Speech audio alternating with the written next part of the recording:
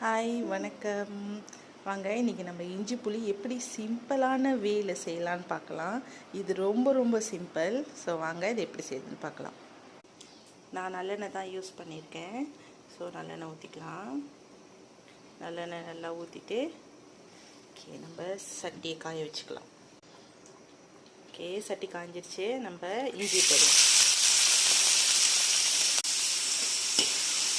நல்லா சட்டி காஞ்சோங்க நம்ம இஞ்சியை போட்டு நல்லா கிட்டணும். வெங்காயம் வேண்டுறவங்க வெங்காயம் போட்டுக்கோங்க. நான் வெங்காயம் போடலை. கொஞ்சமாக மஞ்சத்தூள், அப்புறம் காரம் உங்களுக்கு எப்படி வேணுமோ நீங்கள் அந்த மாதிரி போட்டுக்கலாம். ஸோ நான் 2 டேபிள் ஸ்பூன் தான் போடுறேன்.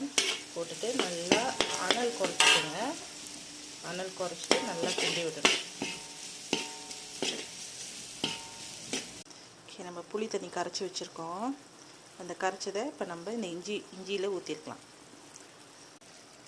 நல்லா வடிகட்டி ஊற்றுங்க. நல்லா வடிகட்டிட்டு இஞ்சி புளியில் ஊற்ற வேண்டியதுதான். புளியை ஊற்றிட்டு நல்லா ஒரு 15 நிமிஷம் நல்லா 15 நிமிஷம் கெட்டியார அளவுக்கு விட வேண்டியதுதான். தேவையான அளவு உப்பு போட்டுக்கலாம். உப்பு போட்டு நல்லா கிண்டி விடுங்க. இது பார்த்துக்கிட்டிங்கன்னா வெல்லம். ஸோ வெல்லம் போட்டிங்கன்னா இன்னும் சூப்பராக இருக்கும் உங்கள் இஞ்சி புளி. உரப்பு, இனிப்பு, புளிப்பு எல்லாம் சேர்ந்து உங்களுக்கு நல்ல ஒரு சூப்பரான டேஸ்ட்டு கொடுக்கும். ஸோ இதை வெல்லம் கரையிற வரைக்கும் நம்ம கிண்டிக்கலாம். ஸோ நல்லா கொதி வரும்போது உங்கள்கிட்ட பெருங்காயத்தூள் இருந்துச்சுன்னா பெருங்காயத்தூள் கொஞ்சமாக போட்டுக்கோங்க. இன்னொரு சட்டியில் நம்ம நல்லெண்ணெயை கொஞ்சம் ஊற்றிட்டு தாளித்து எடுத்துக்கலாம்.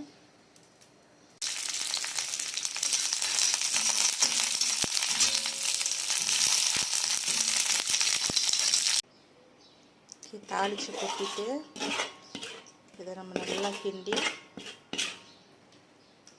எடுத்து வச்சுக்கலாம். ஸோ சாம்பாருக்கெலாம் சும்மா டேஸ்ட்டாக அள்ளும். மறக்காமல் ட்ரை பண்ணி பாருங்கள். இது பார்த்திங்களா எவ்வளோ அழகாக ப்ரௌனாக எவ்வளோ சூப்பராக இருக்குது பாருங்கள்.